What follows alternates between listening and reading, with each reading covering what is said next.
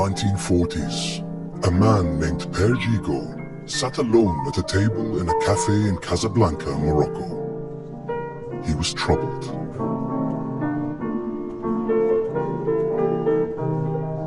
World War II was raging, and this city was a refuge for many trying to escape the Nazi war machine. Thousands fled here from Europe, hoping for safe passage to Britain or the United States.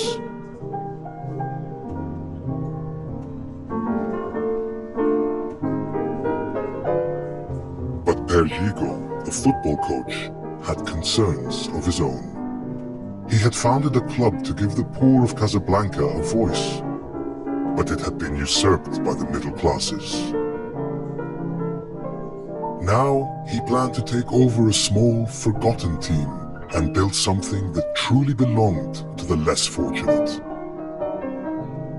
If he could see it today, he'd be amazed at his achievement. Père Gigot's brainchild grew into one of Africa's great sporting institutions, Raja Casablanca.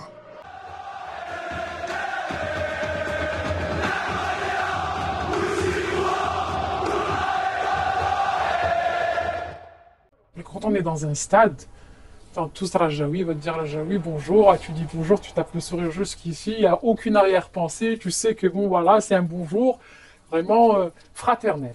داك الحماس وداك ديك الفرحه وداك الاحساس وداك الاخوه بيننا كتقدر فاش كيتماركا شي ميل كتولي معلق شي واحد ما كتعرفوش.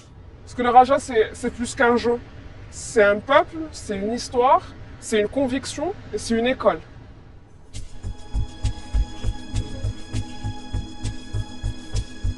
Raja was formed here, in a poor district of Casablanca, Darb Sultan.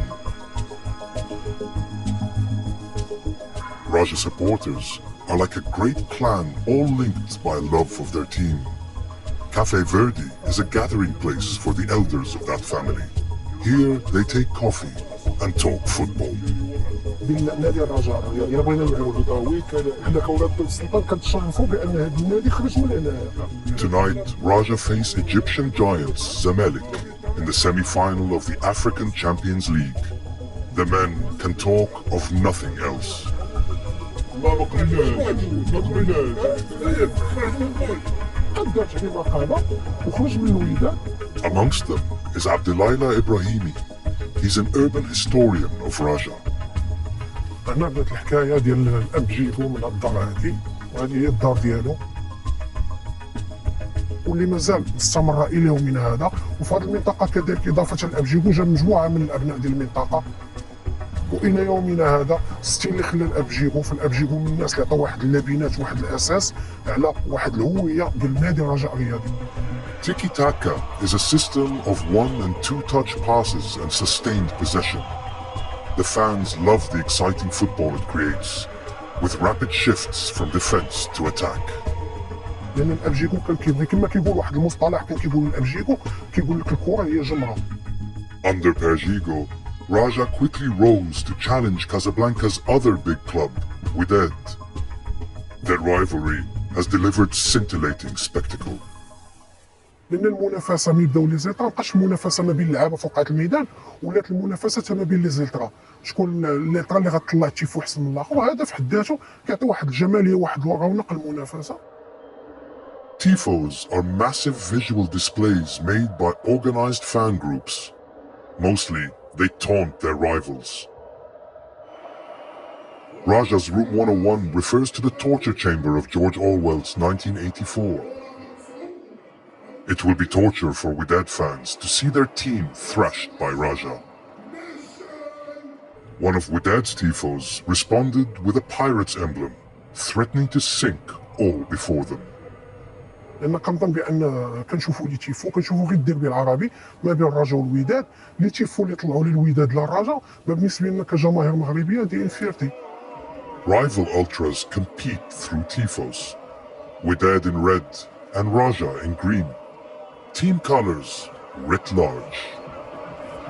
كنظن بان الديربي لو نون ديال الديربي فهي مواجهه محليه، والمواجهه المحليه كيكون عندها واحد الطابع ديال الصراع. فالوبجيكتيف ديالها هو ان تساند الرجاء انا تعطي واحد ليماج اللي هي زوينه، ليماج اللي تكون عالميه، لان نادي الرجاء الرياضي عنده واحد الجمهور اللي وراه، وهذاك الجمهور هو اللي كيشكل الاستثناء، هو اللي كيشكل الدم الفريق ديالو.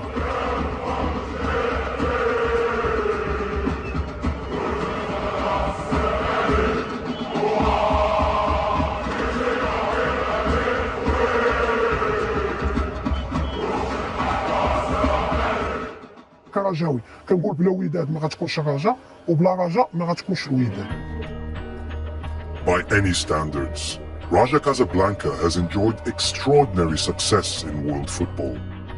جميع الالقاب ديال نادي الرجاء الرياضي، اكثر فريق متوج افريقيا هو نادي الرجاء الرياضي، لان بالنسبه لنا اول فريق شارك في كاس العالم للانديه هو فريق الرجاء الرياضي، اول فريق فاز بكاس العرب هو فريق الرجاء البيضاوي، اول فريق يفوز بالالقاب ديال البطوله الوطنيه 5 المرات متتاليه هو فريق الرجاء البيضاوي، اول فريق مثل المغرب في كاس العالم هو نادي الرجاء الرياضي، واول لاعب ماركا ولا سجل هدف المنتخب الوطني في كاس العالم هو لاعب رجاوي اللي هو حمال. Perjigo would surely be delighted that the club he built for the poor folk of Casablanca has made such strides. Through the songs and tifos, those people have a voice that can't be ignored.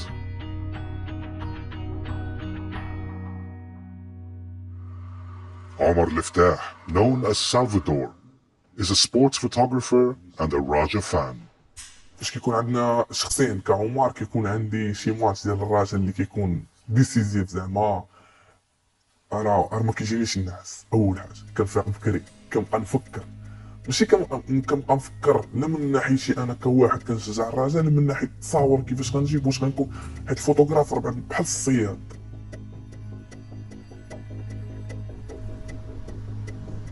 كاينين بزاف ديال المشاكل باش توصل لومبوتياج مخلوع، واش غتلقى الجيلي ديالك واش ما غتلقاش الجيلي ديالك. Salvador lives 20 kilometers from the Mohammed V Stadium, Raja's home ground. It takes an hour or so to get there, but on match day, who knows? خاصك توصل بكري، تريح في واحد البلاصه، تورغانيزي، تشوف اللونغ اللي غتاخد منه التصويره. All the time he's driving, he's planning how he might come up with a less conventional image. Imagination and preparedness are key to his craft. لعابه طالعين هذوك اللي كرامبو كتسمعهم في الدروج، كيفاش غتجي في التصويره؟ اكثر الا تلقاي شي بيش في الدقيقه الاولى.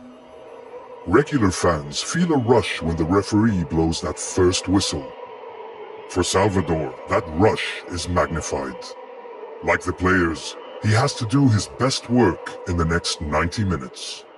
كيدخل كيبدا الماتش قلبك كيبغي يسكت بعدا، كيبقى يضرب والو الخلعه، جمهور لومبيونس، جمهور الرجاء كيغوت، لعابه طالعين هذوك اللي كرامبو كتسمعهم في الدروج. الا ماركه الرجاء خصك تفرح وما تبينش الفرحه ديالك، هذا هو الاوبستاكل. يعني الا ماركه الرجاء ما خصناش نديروا الفرحه ديالك، حيت حنا راه صحفيين كيقول لك مهنه الحياد، كتلقى بزاف ديال المشاكل. كيبقى كيبان لي شي حاجه خضراء دايزه من حدايا، كيبان لي بنادم كينقاز ما عرفتش. الضغط في الديربي كيكون عالي بزاف، كيكون عالي علينا.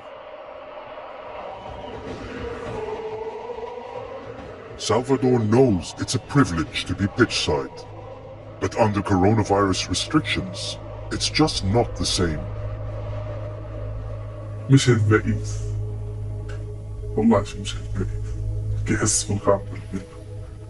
بعدا بالضبط جمهور الرجاء من الجمهور ديالنا راه جمهور، حيت كلشي كيمشيو كيبقى جمهور الرجاء اللي فيكس، كيمشيو لعابه كيمشيو مسيرين، ولكن الرجاء فاش كتكون لاعبه بلا جمهور كينقص واحد 50% ديال الروندمون. COVID-19 casts a long shadow over the city. Youth unemployment, already severe, has become an epidemic in itself.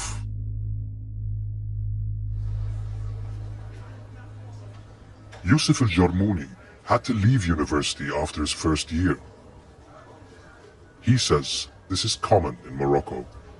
انا اللي ما خلانيش نكمل قرايتي هو بزاف ديال الظروف بعد الماديه، انني كنمشي لافاك خاصني كونسومي واحد القدر ديال المال، فهمتي، في النهار باش عند اي واحد كتلقى المشكل ديال الخدمه تيقرا وما كيكملش، كيكون المشكل ديال الفلوس، كيكون المشكل ديال بزاف ديال الحوايج. After a succession of temporary jobs, Yusuf tried to set himself up as a street vendor. كنت انا ندير البيع والشراء، خديت كروسه ودرت واحد البروجي ديال الماكله بيع والشراء وكنبيع ونشري. مؤخرا قال لك غتحيد داك الشيء علاش ما عندكش رخصه، ولاو بغاو رخصه ضروري. ملي ما كتشوف ما كاينش رخصه غيديو لك داك الشيء اللي بديتي به، كتفضل انك تريح. Every day, he sets out looking for work. حيت انا قلبت على خدامي، خدمت، شفت الدراري صحابي خدموا وما داروا والو، في هذا. وهذه هي الحياه في المغرب، اللهم صبروا. He says the one good thing about life in Casablanca is football. الرجاء والكره في المغرب ولا في درب السلطان هي المتنفس الوحيد. حنا من الكوفيد دابا ملي تسدوا نور ما يعني الانسان فقد الجيتين، يعني كتمشي واحد ساعتين وانت تكتف وتتهوش، وهذه كتنسى انك كتنسى واحد 28 عام من عمرك ديال التعب وديال كتفكر بزاف ديال الحوايج. الدراري هنايا يعني كل ما كانت كره في درب السلطان يعني غتلقى اكثر من 99 تلقاهم في الاجرام. هذا هو العامل اللي زوين عندنا هو كرة القدم. When the virus has passed, Yusuf is determined to get back to the terraces. But he's not sure how he'll pay for the ticket.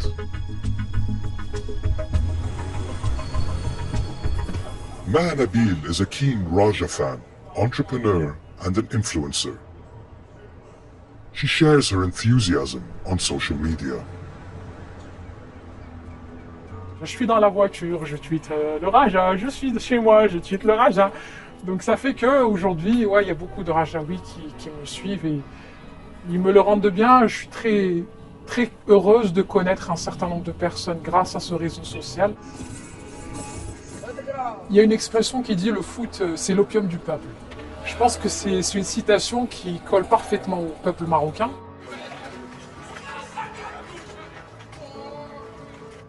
Voire encore plus au peuple marocain parce que il suffit juste de sortir dans ce quartier-là où on est maintenant et tu verras qu'on n'a pas d'autre échappatoire à part le foot dans ce pays.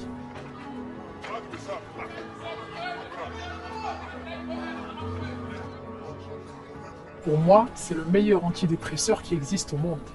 Donc si tu veux vraiment t'éclater, il n'y a pas mieux qu'un stade. Tu fais ressortir tout le stress et toute la pression d'une semaine ou d'une journée, ou même quand t'es pas bien. J'ai toujours dit à mon entourage, il y a 3 coins où si tu pleures, si tu cries ou si tu rigoles, il n'y a personne qui te traite de fou. Il y a le stade, il y a le bahar, la mer, et il y a le cimetière. Tu as des émotions, tu as les mêmes émotions que tout le monde. Donc personne ne va te pointer de fou ou de folle en te disant « Ah, elle rigole, elle reste. » Ou quand tu « Ah, pourquoi elle pleure ?» Ben ouais, parce que tout le monde en est.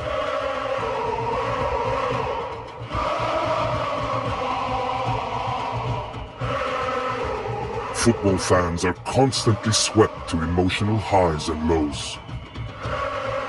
It's a roller coaster ride.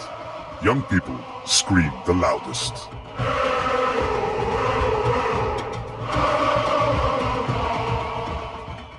Aujourd'hui, les gradins, je suppose, du point de ma propre vision du moins, sont devenus vraiment une estrade, voire une grande scène sur laquelle aujourd'hui les jeunes, ils essaient de s'exprimer comme ils peuvent et comme ils l'entendent. Until quite recently, Raja supporters expressed themselves in clashes with rival fans. Many were injured and some killed.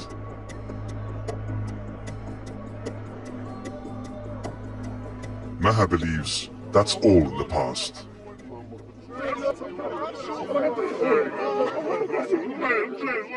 Aujourd'hui, il y a une rupture avec le fameux hooliganisme qu'on a connu il y a quelques années en arrière.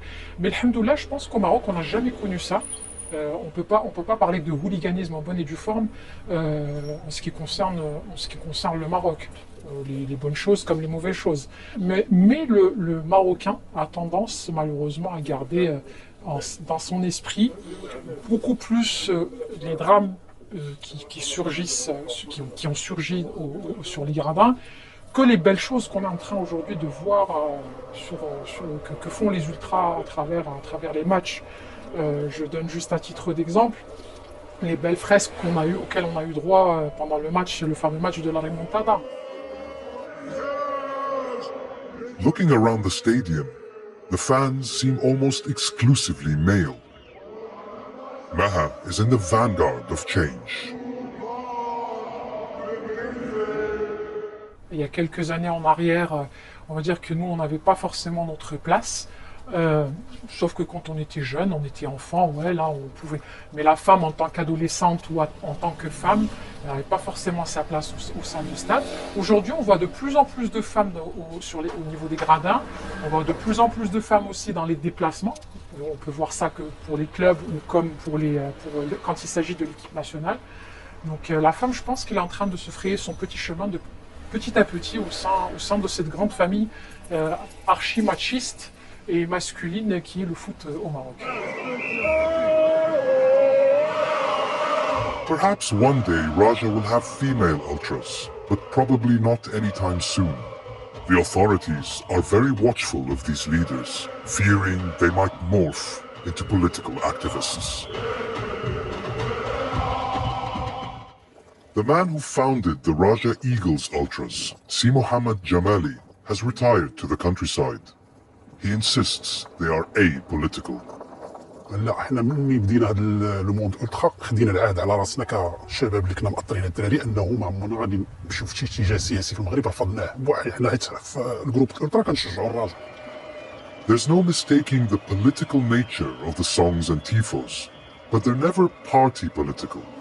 حنا راه فئه من الشعب المغربي واش حنا عندنا مواقف دونك هذوك المواقف نقدروا ناخذوا مواقف اقوى من السياسيين في المغرب. علاش؟ لان حنا شباب واش حنا باغيين مصلحه البلاد وكنعبروا على المواقف ديالنا سواء في المغرب سواء في العالم العربي سواء في العالم. وإلا راجعت شي لي تيفو اللي طلعوا الايجلز مثلا غتلقى هضرات على شتى المواضيع.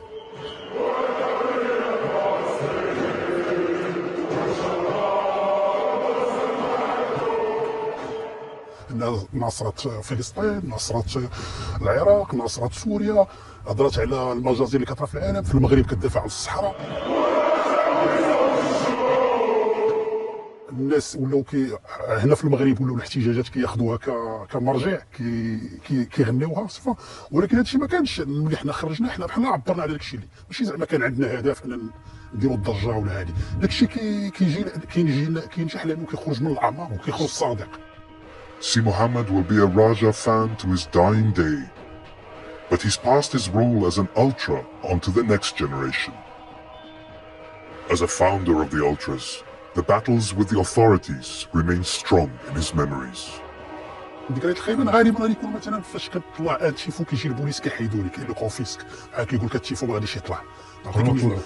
لا سالينا ضربنا نطاب كامله قبل ما يطلع باش 5 دقائق كيقول لك كيجي امر من الولايه من عند البوليس ولا هذا كيقول لك من الداخليه هذا التيفو ما خصوش يطلع.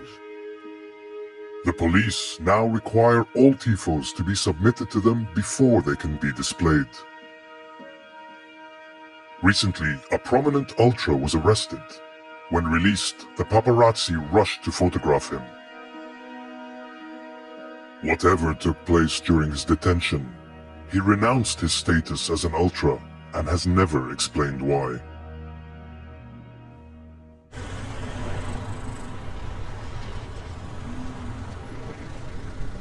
Nestled in the birthplace of Raja Casablanca, Saeed Mazili runs a cafe and store catering to the fans. اللي هو اول محل رجا ستور في داك السلطان اللي هو ديال الرجاء، محل مبيعات المعدات الرياضيه ديال الرجاء. Once he'd found the premises, Saeed put out a request for team photos to decorate the place. The response from the community was so good that he soon had the best collection in the city. هي فاش بدات بادره عاونوني جميع اللعابه القدام جميع المصورين، بديت نقلب على الصور اللي دابا وصلت ل 230 صوره كاينه هنا في المقهى. Growing up in Darb al-Sultan, Raja players were Saeed's boyhood heroes. بديت الرياضه بديتها في الاحياء الشعبيه، من بعد باش يتعلم الرياضه حنا تعلمنا في الازقه وفي الملاعب الفاضيه. Saddened that some of the sportsmanship has gone from the game, Saeed is critical of modern fan culture. He's nostalgic for the old days, when the ball was heavier, players were tougher, and the fans were respectful. تنعطي رساله للجماهير اللي كيدو جات واحد الفئه شعب هو شعب مغربي ولكن فئه جاو لقاو الطريقه ديال التشجيع هي ديك الاغاني الثوريه.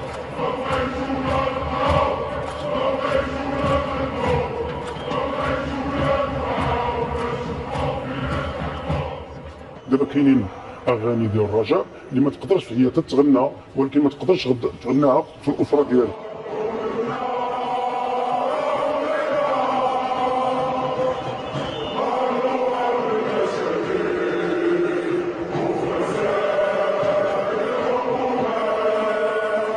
يشجع الفريق ولكن هو تيسيء الفريق ديالو تيسيء الكره الوطنيه بصفه عامه. الكره خصها تكون فيها اخلاق وكنطلب من الجماهير يغيروا والحمد لله راه جايد هذا الشيء بحكم ديال الجمعيات وليزيلترات ولاو فيهم ناس يعني من زمان فيهم ناس اللي في المستوى.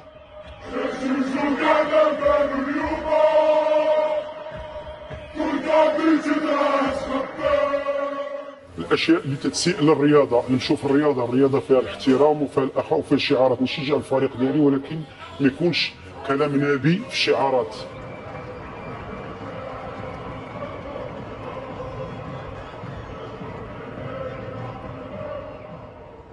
Layla Zizi is also a Raja supporter.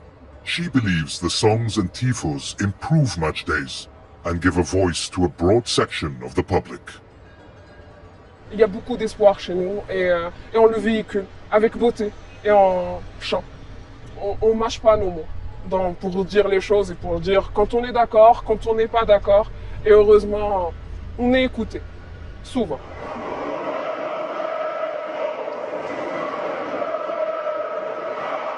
Standing together, fans can say things that cannot be freely expressed elsewhere in Morocco. Elle est dite en chant, en harmonie, en énergie, en groupe et en cohésion. Et elle est dite beaucoup plus fort et portée par des médias.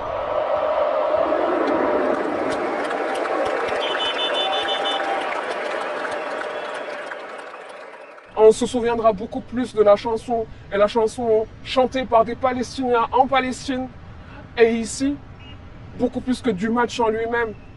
Et c'était un très beau cadeau et un très bel acte d'engagement.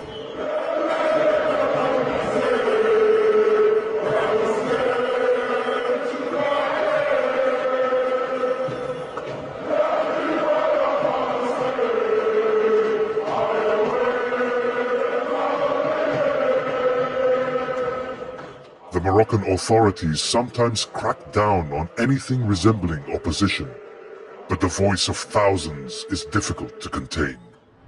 Non, c'est pas qu'ils n'ont pas de voix en dehors du stade. C'est que la voix du stade est plus portée. Elle est plus médiatisée, elle a une plus grande portée, elle arrive plus loin. TV coverage of Raja games is hugely enhanced by the tifos.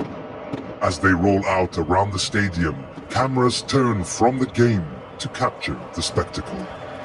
Quand on voit un typo avec Vox Populi, c'est la voix du peuple, la voix de la paix, la voix de l'espoir. Et il y a des caméras, et c'est porté dans le monde.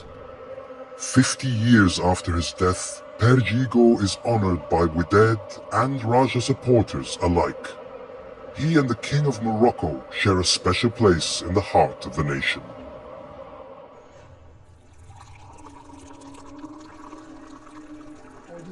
Tonight is an occasion for tea and cake. The Bouklifi family are settling in to watch the second leg of the Champions League semi-final against Egyptian giants Zamalek. They lost the first leg at home, so winning through to the final is a tall order. But with Raja supporters, hope springs eternal. Raja score first, and they're right back in the competition.